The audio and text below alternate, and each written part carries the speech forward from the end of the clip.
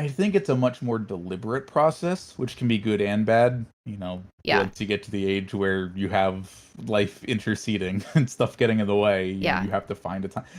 Funny enough, that makes me think I meant to ask you, is this the longest time in between originally scheduling to do an episode of a Candid Conversation with and it actually happening? Yes. Yes, it is. Okay. Yeah. I thought that might be the case.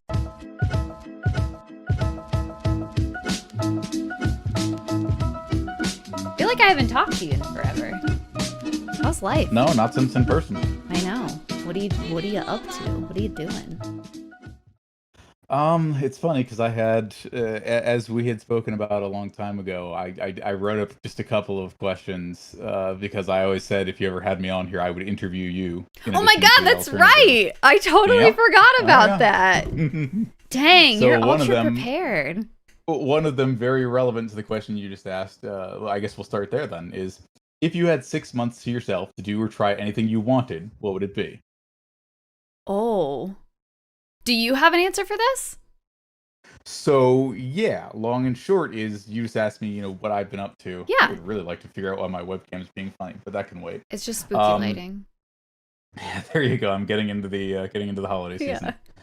But yeah, the long and short is since I moved from Florida to Massachusetts, which happened late last year, I spent a lot of the last, I mean, longer than 6 months, but I figured that was kind of a reasonable point to say like, hey, I'm gonna dive into something and really try it out.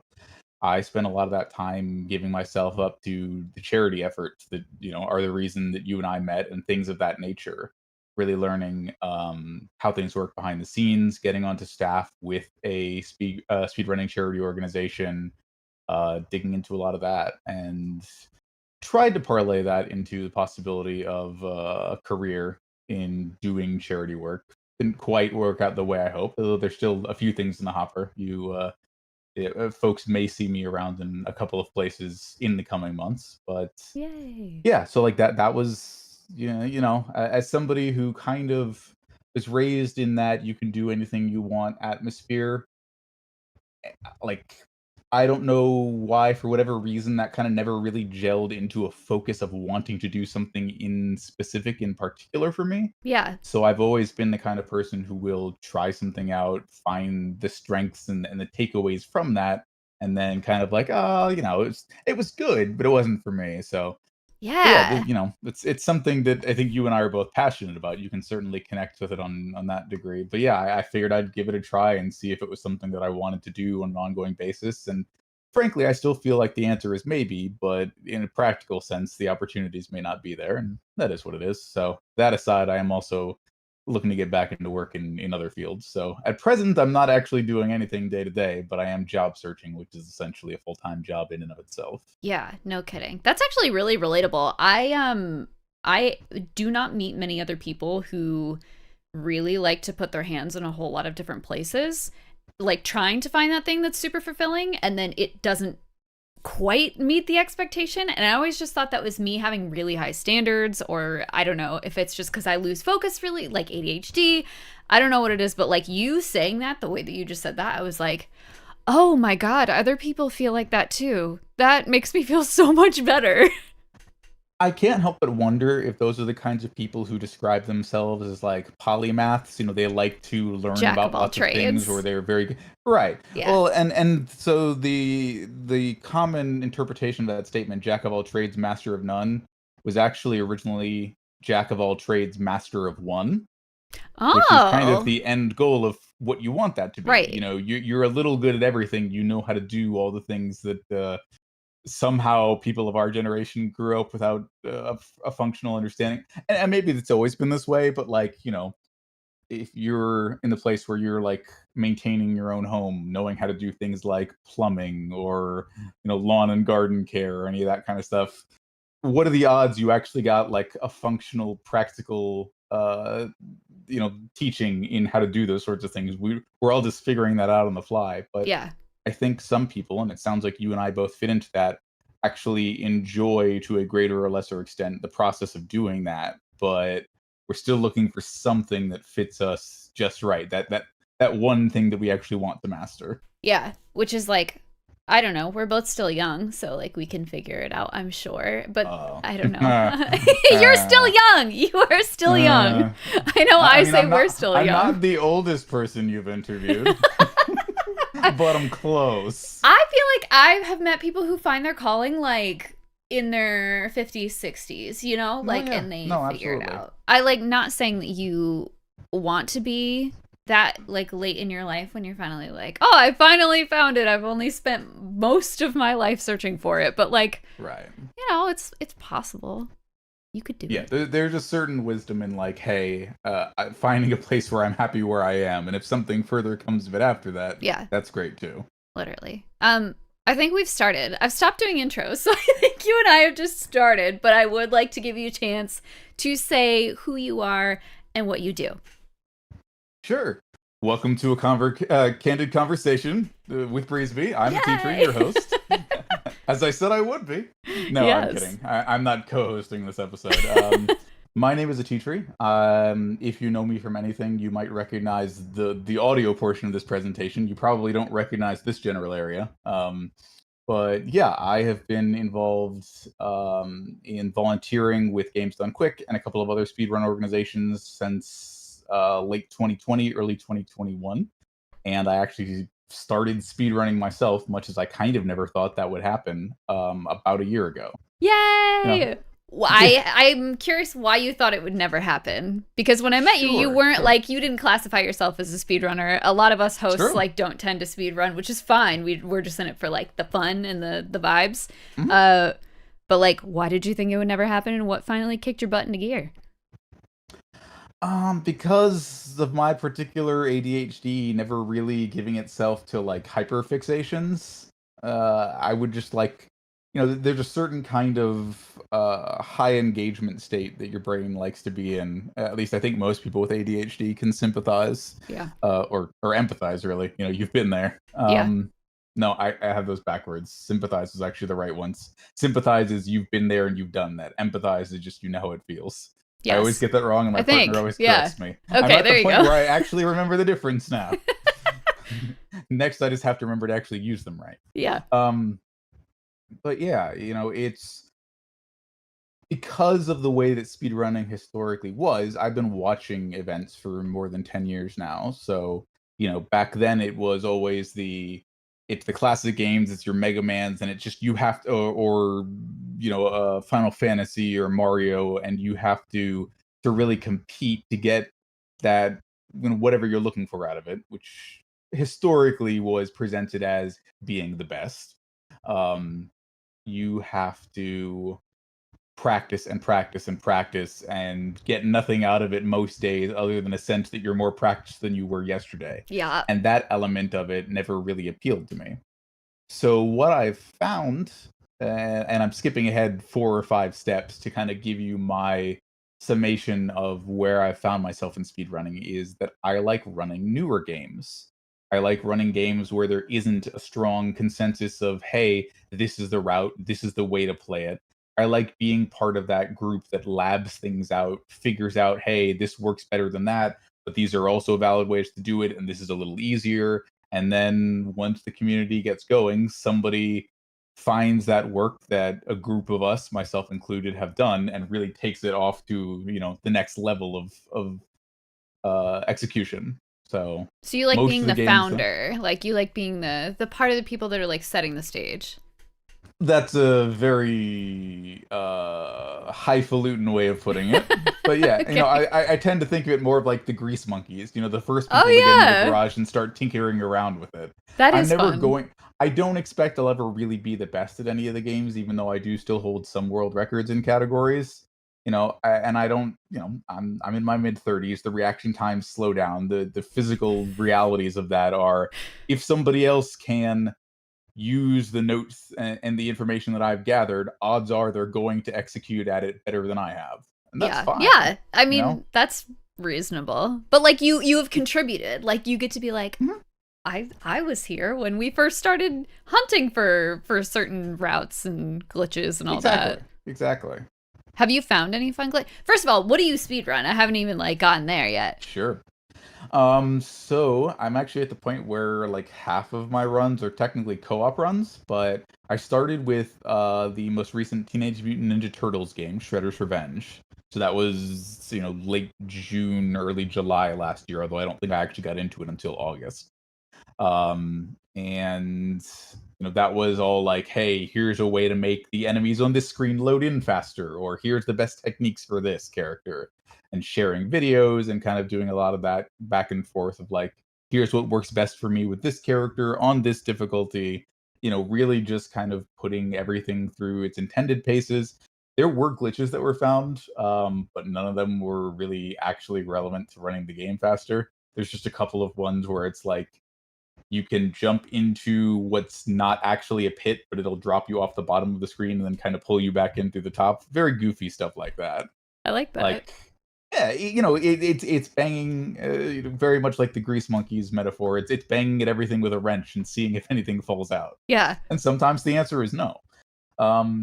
That's actually the other thing about running new games, and TMNT in particular is a weird instance of this, is you're running a game that's going to be actively patched during its lifetime. So every time there's a patch, you got to go back in and see what's different.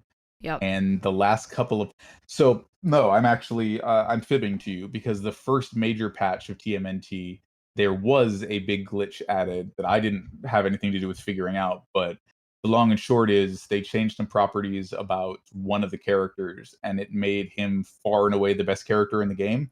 Because what would happen is, if you used an attack that had a knockdown property on it, this one particular kind of super attack, it's basically Raphael, the one with the size and the red headband.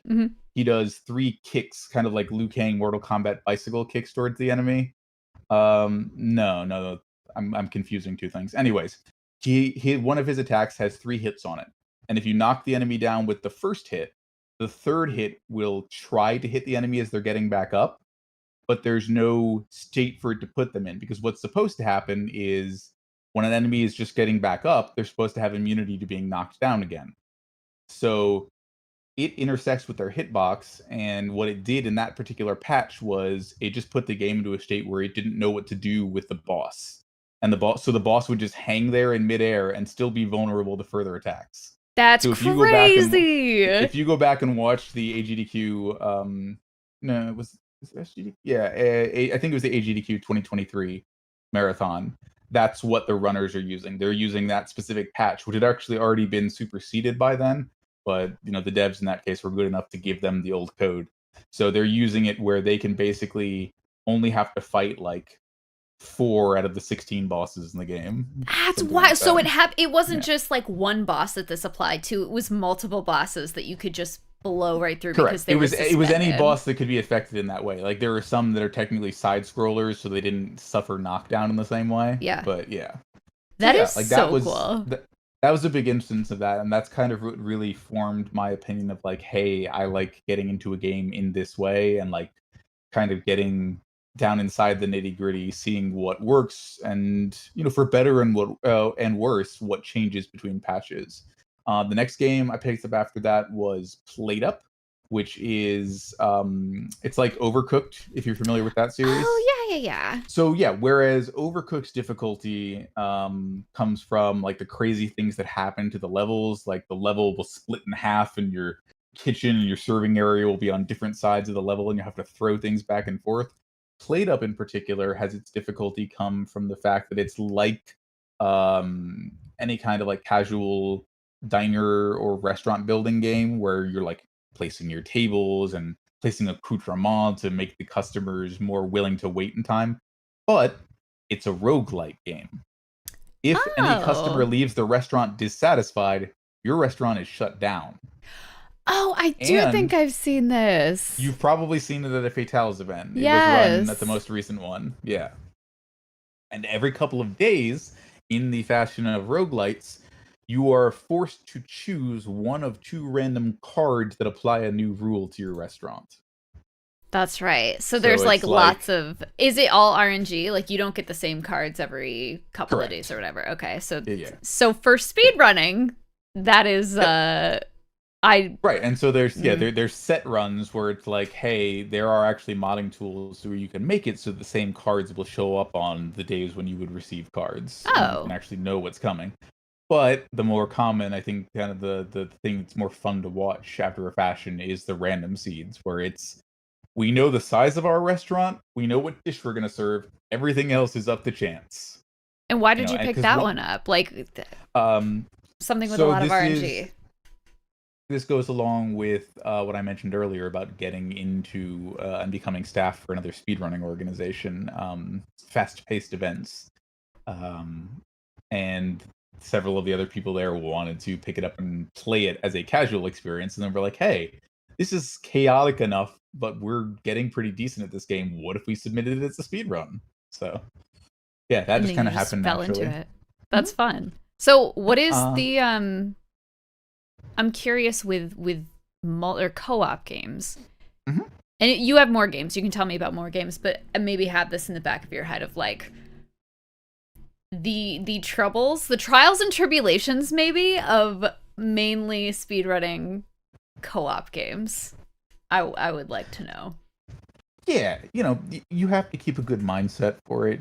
Yeah. As much as many speedrunners are kind of the thing that, and it's, I think it goes to the idea of why I said I didn't see myself as somebody who'd stick with speedrunning long term. There's just certain uh, idea put forward in a lot of communities that you have to keep this serious, like everything has to be perfect mindset. There's a certain inflection point beyond which to save any further time, you have to do absolutely everything absolutely perfect. And in both games with a lot of RNG and in games with co-op, that's not a realistic expectation. Like if that happens, if you get to a point where you're all, however many of you there are, well enough trained that you can execute on everything, awesome. Granted, you're also at the mercy of RNG in these co-op games, at least one of them that I run. So even if everything you do is perfect, the RNG might just not have agreed with you, and that's the best you can do anyways. So yeah, I would say you have to discard that idea that you have to be the best at something. And it's just beyond a certain point, it's like, hey, I'm playing this game with my friends. We're playing it in a certain way to challenge ourselves, and there just happens to be a timer running in the background. Yeah. As long as everyone else is on that same page, I feel like it's probably fine, right? If someone's taking it like Mhm. more seriously than the other person, I can see tensions getting high. Oh, sure. Yeah, no, there's absolutely still a lot of that going on, and you have to be like if you can hear in Played Up in particular, we're doing it as a foursome. So Yeah. you're paying attention to yourself and maybe one other person whose work is directly intersecting with yours. So you have to leave enough open air that like if you hear someone's tone change from the way the rest of the conversation is going, something is going wrong that might sink the run, and you need to split your attention over that way too. Yeah. You know. Yeah. Sorry, I didn't But mean to yeah. interrupt your list of games, but I would like to hear Oh, your no, other no, games no, that you not at speedrun. all. Yeah, for sure. The other co-op run I took up was actually also with a fellow FPE member, the lead organizer and one of the GDQ hotfix hosts, Amber Cyprin. Oh, Um, okay, cool. yeah, so they got me into by and large into Played Up, and they also brought up a game called Ricky and Vicky, which is a platform puzzler, and it's themed like an Atari 7800 game. And when I say themed, I mean like it's actually programmed to run on an Atari 7800. And then Oh, they took that version and they added extra stuff to make it run on a Windows PC. So that is so cool. This looks really cool. yeah, it has very old school sensibilities, but also a newer like design ethos. It's built in an engine that like has modern considerations like so you're two foxes who are trying to rescue your kids from Misery Land, the theme park at the center of the earth. I love Yeah, that. the kids have been kidnapped by the Misery Dragon, the demon lord of inconvenience. I It, it, relatable, it's very the relatable. story is very extra. But like while it's a classic puzzle platformer and it actually cribs from stuff like Bubble Bobble in more Mhm. ways than one, including the fact that you can't get the true ending unless you're in co-op. It also has a lot of modern considerations like when you're carrying a box, you will slide. If you're running, your character won't immediately stop when you stop pressing the D-pad. So, Interesting. yeah, there's a lot of little nuances and kind of stuff. You're going back to like, how do you not get? I feel like your question was kind of subtly asking, how do you not get frustrated at yourself Yes. or your co-op partner? Yes. And so, yeah, this is a game that definitely leans into that sort of thing. Like Yeah. our first playthrough of it casually was, I don't know, over the course of a week, like every night, because they were there are puzzles where you're doing things like wrapping objects around from the bottom of the screen back to the top, Mm. and that includes yourself, that includes the boxes. There's all sorts of things like that to figure out. There are enemies that interact with you, the boxes and the levels in different ways. So like there got to be points where we're just looking at a level like, I don't understand how this could even conceptually work. We need to come back tomorrow with fresh eyes. That's crazy. So How long, when you were casually playing it, like, how long would you sit on one puzzle before you were like, I don't know what has to be done here? I feel like the longest we probably ever spent going through a single level was maybe the better part of an hour. And that's the Wow. puzzle levels. There are also boss fights, which work on. Are they There are also actually puzzles? like, uh, yes and no. There are Okay. some that actually involve puzzle platforming, and there are some that are more avoid attacks and then look for an opening. Okay. That sounds Yep. cool. The variety in gameplay sounds like actually really fun. And you can't, or you can, it doesn't sound like you can play this one single player. Or you said you It can, but does. It it's does actually not have single player modes. Yeah, you don't get the true ending, but the interesting. single player mode actually, because you're not doing the same levels, because naturally you can't. They're built for two players in the two player mode. Right. But that means there's entirely new mechanics and new bosses in the single player mode. That's Yeah. really, really cool. I actually might Yeah, pick this it's one a up neat for little game for fun. a couple of bucks. And then, funny enough, going back to Mega Man, like I mentioned earlier, despite the fact that the classic Mega Man games are those like beat your head at it 100 times to do like, the if you're familiar with Mega Man, I think this is kind of a Mega Man specific thing, although there might be other NES games that use it. The technique they use in that game is called zips, where basically you get stuck in a wall at such a way that it like maintains your momentum and you zip forward through the wall and come out the other side of the wall. You can Oh, like use it to you can basically use it to screen wrap all the way around a level and like grab a ladder that's on the other side of the level instead of having to platform across to it, that's cool. or platform if the screen is able to shift from left to right like a normal horizontal platforming, you'll just zip off one side, enter in the next screen, and just immediately keep going. So doing those zips in the fewest number of tries possible is what's really necessary to score a good time in a lot of those classic Mega Man games. So that kind of thing isn't for me. But the most recent games I've picked up are actually a series of Mega Man X inspired platformers that are also roguelites, called Ooh. 20XX and 30XX. Okay, I gotta search these Um, too. they are from a group called Battery Staple Games, so you could just look them up, or the Oh games. yeah. These look cool. Yeah, and they're each inspired, I would say. The brief pitch is that they're each inspired by kind of a different era of the Mega Man X games. Yeah. 20XX, its design and like its overall scope as far as how large levels are, how you move around is more like the early Mega Man X games, the ones on the Super Nintendo. And 30XX is a lot more like some of the newer games, the ones that were on like Game Boy Advance, DS, the Mega Man Zero game, stuff like that. And are these co-op or are you playing these single player? They can be, although my runs for each of these so far have been single player. Okay, so that was actually going to lead into my next question of like, do you see yourself picking up stuff that's not co-op? But it sounds like this most recent one is your foray into single player speedruns. Yeah, I mean TMNT I've done both with. It's actually been Well, mostly yeah, single that's player, true. but there are lots of, that's a game that can be played with up to 6 people. So Yeah. Do you find it's easier to like keep yourself accountable for like practicing if you've got another person with you, or you think it doesn't really matter?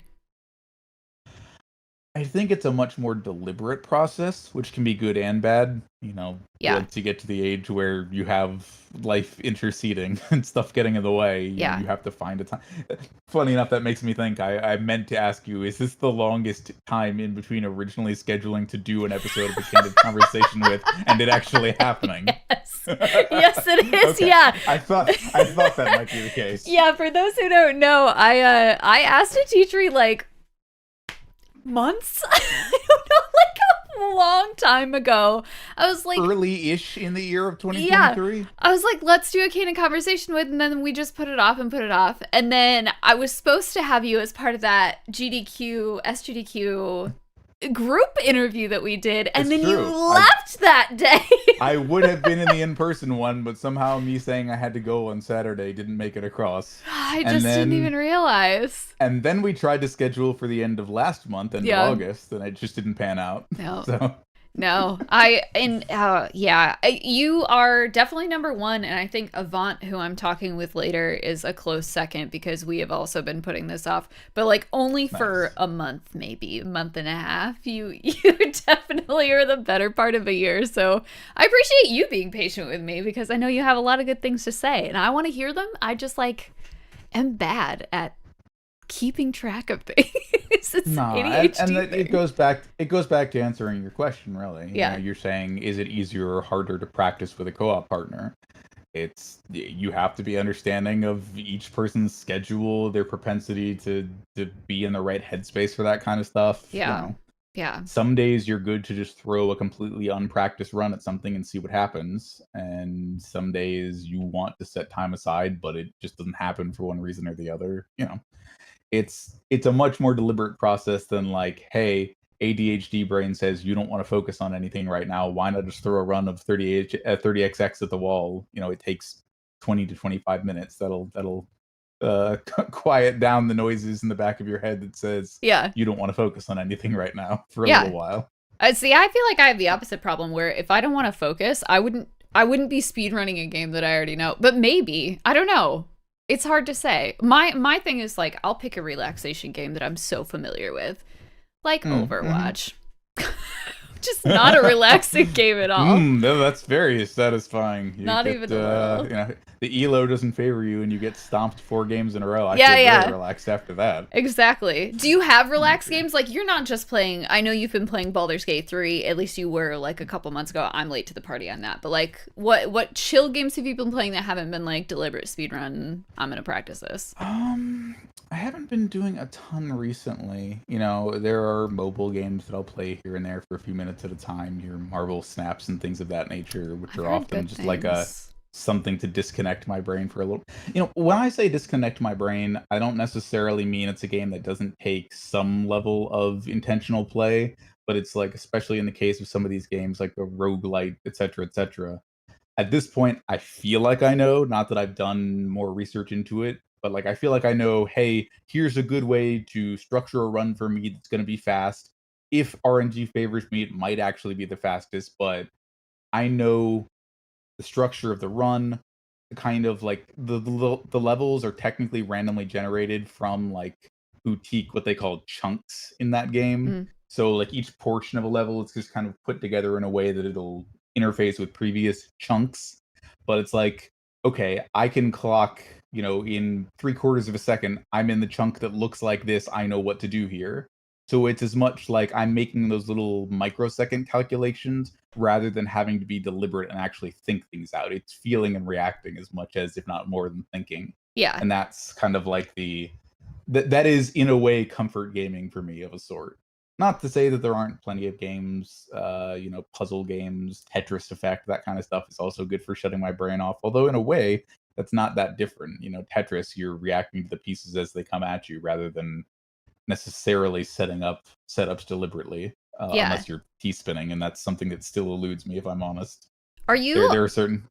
I'm curious What? if you're like a tinkerer. Like you're talking about like liking to pull things apart and really strategize and like really think about things, puzzles, what have you.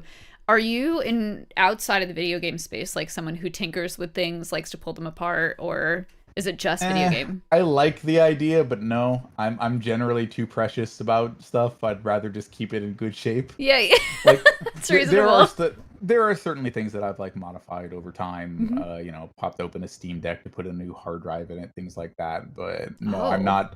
I wasn't the kind of person who like, you know, took the clock off their bedside table when they were a kid and popped open the back and got caught by their parent, you know, taking Yeah. apart the like springs and wires and stuff. No, Yeah. not really my natural inclination. I think video games are kind of a place where you can do that without the fear of breaking something necessarily, or worst case, if you do break something, you can just like go back to an earlier Restart. save. Yeah. So You yeah. can fix it and it's not going to be like you've Hmm. just damaged this really Yeah, so expensive speaking of clock. Baldur's Gate, modding isn't Yeah. quite as easy in that. Like they're planning on putting a built-in modding system into the game, so fingers crossed. Yeah. Because modding in that game right now is kind of a pain. I tried it, and like some of the mods worked, and some of them just like uh, items with no description or like actual textures were loading into the game, and I'm like, all right, you know what?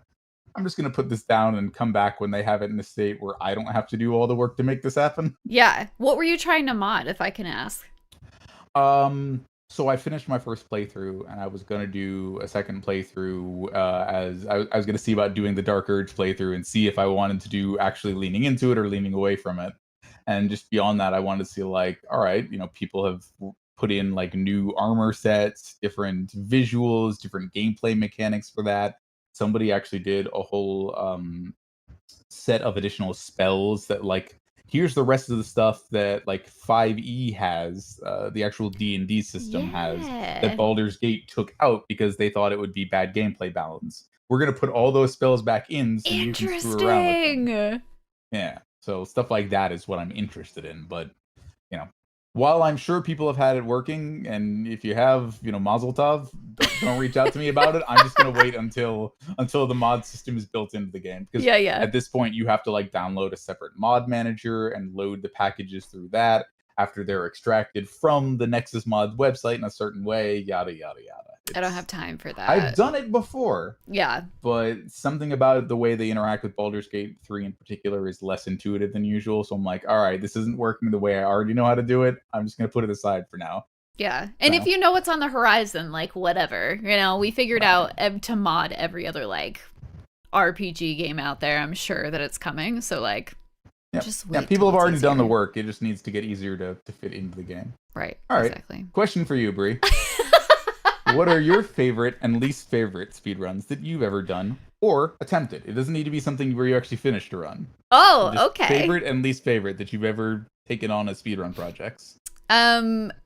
My I'll start with my least favorite. Controversial. High School Musical 3 senior year dance. No. Actually, I reverse that. I go back. I'm going to say, because I joke, that's a speedrun where you just have to have the patience to sit through it for a couple hours. Right. The way you always described it was one of those where you would do it with a friend just so you weren't alone by yourself with your thoughts Correct. during that time. Yes. That makes sense. Both runs of it, I had Liam in the Discord with me because I was like, dude, I don't want to do this.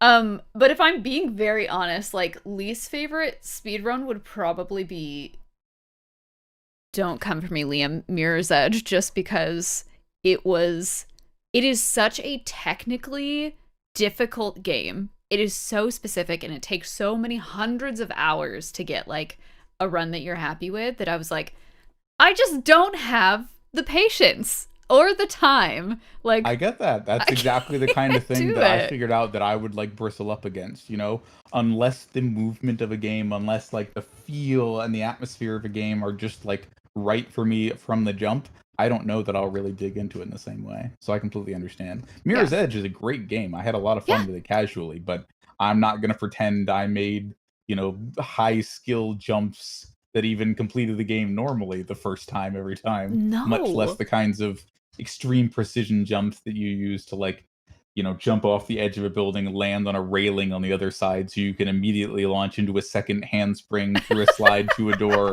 Yeah, no, I'm casually familiar with how some of the tricks and the movement in that game works, and I'm the idea of training your hand to do that is like, nope, no. You'd be better off just like, like at the doctor's office where they hit your knee with a little mallet to make sure it does it.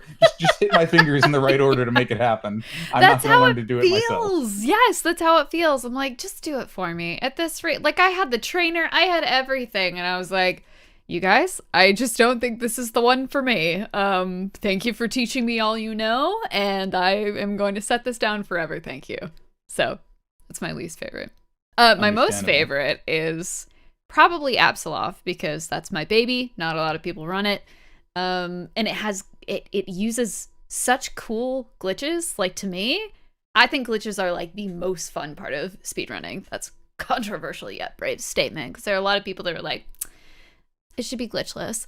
But I think they're so fun and cool. I feel like most of those comments you get are from people who who just watch speedrunning events and arguably don't really understand what they're about. Right. And they're like, I don't like that you're using glitches. Just do it fast the real way. I'm like, but this could you're not be even the real playing way. the whole game. Right. Yeah. So I don't know. You cheated not only the game, but yourself. You didn't learn. You didn't progress. Exactly.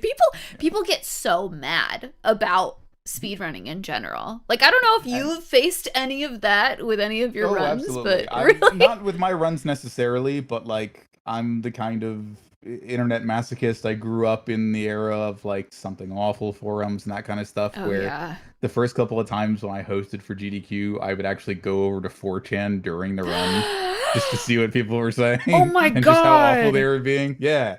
You know, so sometimes you drink a little bit of the poison just to see if you can still taste it. I would not survive. That's like why I stopped hosting, because I was like, I've had a good run, and also I don't want to see a single mean thing anyone's ever said about me. So like, you are so brave. I need to step up my game, because at least during the ones where I was doing that regularly, I didn't get negative comments. I wasn't being You're an excellent host. And I sound like this. You sound great. What are you talking about? No, I don't know what you mean. Outside of maybe the voice being a little squeakier or nerdier, I sound like the kind of people who go on 4chan. Do you? I'm male, I'm white, I'm etc. You know, I don't know. Demographically, I represent the majority of 4chan, I would say. Okay, I could see that part, but like I've listened to a lot of hosts over the years, and like, you genuinely have one of my favorite voices, just because I don't know if it's the tone of it or whatever. I don't know if we've talked about. Have you done voice work? Like, have you gotten into it? I have not. You would kill it. You think so? Yes, absolutely. I feel like doing the put on in the emotional sense is kind of the thing that stands, and maybe that's a mental block. Maybe that's just me putting something in my own way, as I want to do. As many of us who were told that we could do and should do anything and will do great things do for ourselves. It's like, but what if I screw it up in this way? I might as well not bother. Yeah. That's very relatable. Haha, that hurts. Hey, everyone out there in YouTube land, if you struck a chord. If I just made you mute the video in disgust, you owe Breeze a follow. I like that. Oh, I'm gonna keep doing that. Yeah, and don't forget to smash that MFN notification bell. Yeah, there you go. No, I really think you would kill it. Like, if you had to play any character or voice any character, like, what kind of character would you want to do? Oh God, I don't know. I feel like I'd be, you know, we're talking about like, hey, we're kind of chameleons in a way. We're just kind of fitting into different spaces and seeing how it suits us. Yeah, I'd be just as inclined to get into voice acting that way, like find a role that seems interesting and see how I fit into it. Yeah, that's a good way to look at it. You have protagonist voice. You do.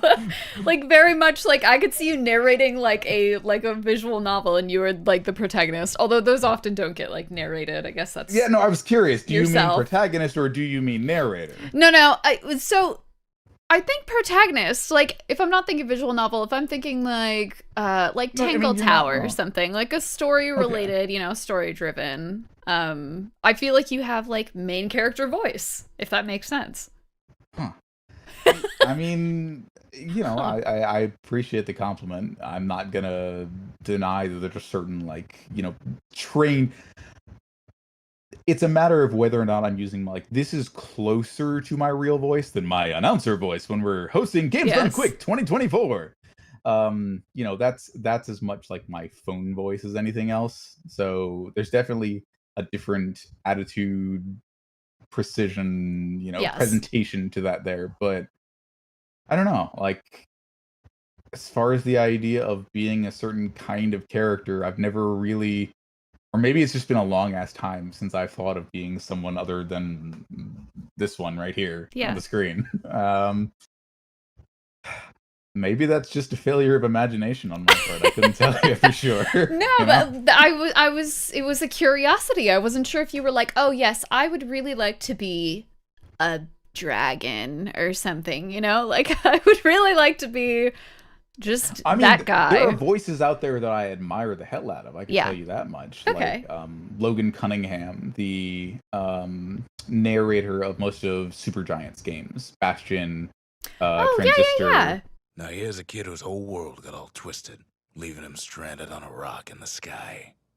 Yeah, I think he's also the voice of the Sword and Transistor and a couple of the gods in Hades. That's You right. know, Oh, like if you I would could, fit into to Hades pretty well, I feel.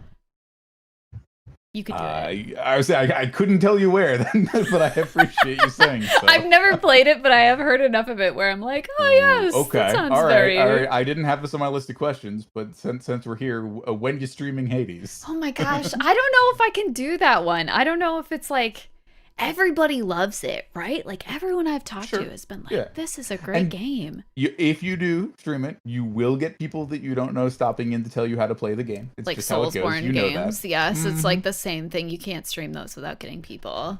But it's one of those games, not unlike Celeste. At least over time, it's kind of developed in that way, where there are things that make the game harder, but there are also settings that make the game more accessible. So Yeah. it can be exactly as difficult as you want it to be. So I like that. I'm not gonna tell anybody don't play it because you'll find it too difficult, unless that like gameplay style isn't for you. I Yeah. think Hades is a very accessible game and something that can broadly be recommended to just about anybody. Yeah. It's on my list. Do you have any games that because you play a lot of games and you have a lot of Steam games. We've been over Yeah, I was gonna this. say I've shown my library before. How let's see where we're many? at today. One moment, please. That's right. I shut it down before we started.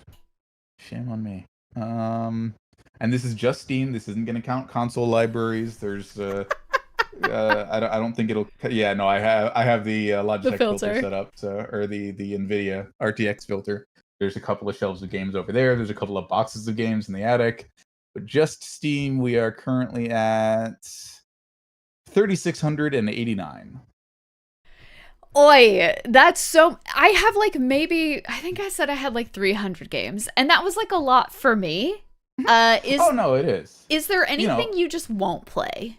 Like you see a game in a type of game at least that you're like, that's just not this for me. This is the video gaming version of are there any genres of music you won't listen Yeah, to? yeah, exactly. Expecting the answer to be rap and country? No, Yes. there are country artists I like. Not Yeah, a lot not of them, bad. but Yeah. no, not really. Wow. I don't play as many like 4X and RTS games as I used to, but I feel like they also don't make as many as they used to. Command and Conquer isn't with us anymore. Civilization hasn't put out a new one in ages. That is fascinating. I've never met a person that's just like, I'll play anything once. I wish I Pretty could be much. like that. That's awesome. The thing that if I'm going to try to find an answer to your question that technically fits the bounds the way you asked, I would say the thing that I have an appreciation for but don't ever really want to play on myself is what they call kusoge, if you've ever heard that term, which is a Japanese term that literally means the S word game. So just like games that are really bad in nature. If you've ever seen Author Blues' annual Dashing Through Trash. People That's who a do that thing? kind of stuff. Oh yeah. Yeah, there are absolutely people, and there's a game tournament that's actually one of the things that several of the people involved with it are deeply involved with GDQ as well, called Kuso Grande, which is a tournament that's specifically about, it's a big tournament bracket, and each match is people randomly being given, could be classic, could be freeware, but basically games that are considered sufficiently crappy to be, the game might not properly explain to you how to play it. The game might not, the rules of the game might change from level to level. It might handle like, a buttered brick. And it's all about seeing who can wrap their head around how to play the game first. And that's reasonable though. I feel like that's like reasonable to be like, it's just not worth my time with how many Steam games I already got going in the library, right? Like, I'm just not going to do it. Yeah, that's reasonable. I mean, you find enough of those sites out there. I'm not going to go advertising for video game resellers, but there's enough stuff where you can get like 10 keys for $6, and those Yeah. add up pretty fast. Yeah, that's a good point. All right, well, Yeah, that's where most of that comes from. I feel like I probably could go on and talk about video games and everything else for the next 2 hours or so, at least, considering we waited a year to do this. I'm so sorry. If we are winding down, I have one more question for you. Yeah. What was the original inspiration for a candid conversation with? And is it following that goal now, or has it kind of changed purposes since you started? My God, you just hit me with like a therapy question. And that was really deep. I was like, yes, I do intend to play more horse games. Like, I thought we were going in that direction. Good to know. I didn't really I thought about it, but I didn't have a good follow-up for that. So. Yeah. Yeah, I don't remember where it came from personally. I just remember thinking, I really think that everybody has a story to tell. Everyone can be like, I just wanted to give everyone else an opportunity to like talk about things they really like, because why not? That sounds fucking cool as shit, and I love talking to people. Is it still going that way? I think, yeah. I'm still doing it, That's which is fair. cool. With a mission statement like that, the answer makes sense. Yeah. Like, I wish it was deeper than that, but I just think I would like to talk to people. I don't think it needs to be deeper than that, honestly. Yeah. Just the idea of like injecting some, happiness into somebody's day from having the opportunity to talk about what they're interested in. That's, that's a very admirable goal on its own merits. Yeah. And I guess the rest of it flows from the kind of person you're talking with, which comes to like the communities that you hang in. So naturally the show will revolve more around the topics that the people you associate with are passionate about. But yeah, beyond that, that's cool. Oh my gosh, I think you should start a candid conversation with. You've got good questions. I don't I'd be doing some of the hosting. No, you killed it. That is wonderful. Do you want to tell people where they can find you? Speaking of hosting and all those fun things that you do, where else can people find you? Sure. Yeah, I don't stream all that often, but when I do, it's at twitch.tv/Ateatree. I am also on the staff for the Fast Paced Events Marathon Group. We just announced our most recent event, Fast Paced for Headspace 2023, raising money for Take This, a mental health charity helping both gamers and game developers, which is particularly important at a time when like game developers are a couple of years behind in realizing, hey, we really should be unionizing and not working 80-hour weeks. So feel pretty strongly about any organizations that can help developers with their mental health needs in times like that. So if you're watching this when it comes out, come look us up on the you can find us on Awangus. You'll get to our Discord through there. Come join us and hang out. As far as me, the site that should still be known as Twitter, I'm over there. Blue Sky, same username everywhere. If any of them implode, you'll know before I do because I'm living in the past. But beyond that, that's the main. You're more likely to find me helping out behind the scenes of a speedrun marathon as much as anything else. I did submit most of the games I told you about earlier to AGDQ 2024, so we'll see. Fingers crossed. Yay! I'm knowing that they take somewhere between like 3 and 5% of the runs submitted. That's about how much I've got my hopes up. 3 to 5% seems healthy. We'll keep them crossed though. Yeah, I appreciate that. And how about yourself? Any plugs? You did already technically plug your next candid conversation. I did. I have no idea what order they'll come in, but like at some point we'll be talking to Avant Geek. But like, you know what? Just stay right here. Maybe rewatch this video if you want. It's a good one. I can already feel it. I can already tell. And that's it. You can just find me here. I don't do anything else anymore. I guess I'm on Twitch. Don't forget to like and subscribe. Send some super chats. Is that yeah. Do you have to opt into those? You have to like. Idea. I think people have to be able to subscribe to you for that. So maybe or like subscribe to your channel specifically. Yeah. Like, so I guess super videos or whatever else. Yeah. Yeah, smash that like button, and if you want to see Vin Diesel here on this like channel, that one. If you want to see Vin Diesel here, comment your favorite Vin Diesel pun. This channel? Yeah. It's about family. It's Thank you for joining us, Ateatree. Much appreciated, and we will see you in the next one. Goodbye! Yay!